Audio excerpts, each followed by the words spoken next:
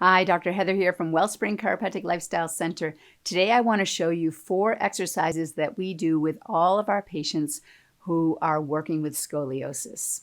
So first things first though, let me just say this.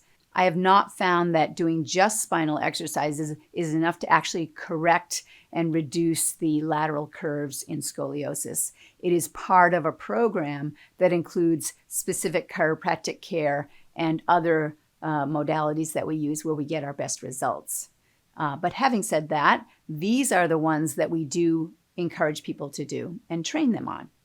The first one, and just to get a perspective, is we want to identify that there are some parts of the spine where the muscles are too tight, and we want to actually stretch those.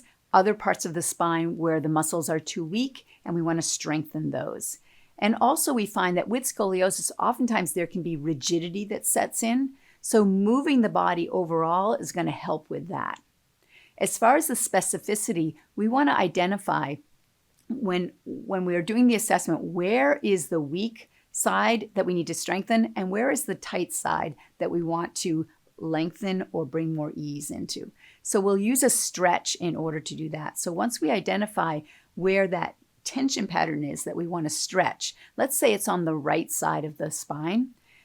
This is called a hip flexor stretch. And so what we're going to do is have the person kneel on the right side and then bring their left foot forward and with their knee bent so that they're in a kneeling lunge position.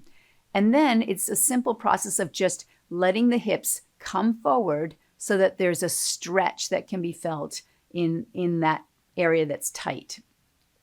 Once we get that right position where you can feel that stretch, just hold it for 5 or 10 seconds and then it'll help to release that. There's also some important work we want to do with core lengthening and strengthening.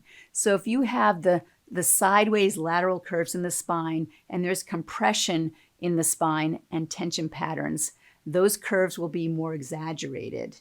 If we lengthen and elongate the spine, then it's going to lessen those curves. So I really like the work of Dr. Eric Goodman, who does foundation training exercises. And with his work, he's beautiful at bringing more and more elongation into the spine. And when we work with you and we help you to guide you into where that better alignment is, then when you take that into doing the foundation training exercises, the founder is what it's called, then that is a specific bending at the hips and a lengthening that happens in the spine. In order to strengthen the core, I love the plank. And there are 4 ways that you can do the plank. You can start by just being on your knees and on your elbows. And remember, in every one of these positions, you want to keep your body really straight. You don't want your belly sinking down, and you don't want your belly and your spine arching up. So you want to be as straight as possible. If you can work up to holding that plank position for 2 minutes, then you're doing really great. But start out just doing it for 30 seconds, building up to a minute, and so on. Your form is so important with this. So if you start to lose your form, just take a break. And then the next time you do it, you go a little bit longer. So the first one is with you on your knees and your elbows. The second one is going on your knees and your hands. And so again, it's just building more core.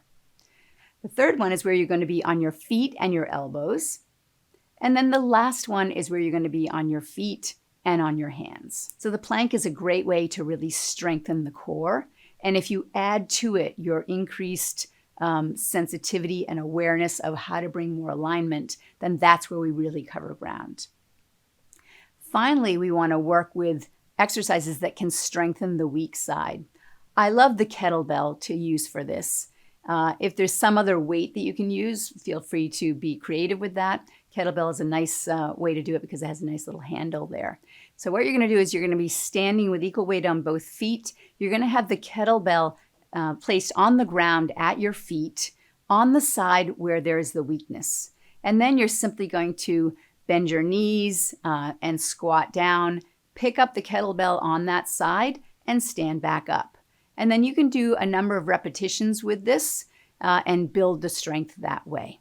You also can increase the weight of the kettlebell to put more demand on to build strength as well. So those are the exercises that we give people so that they can get their best results and correct the scoliosis and function at a higher level. So those are the exercises where we see our best results in care. Please share this with others if you know that they are struggling with scoliosis, and we'd love to see you in the office as well.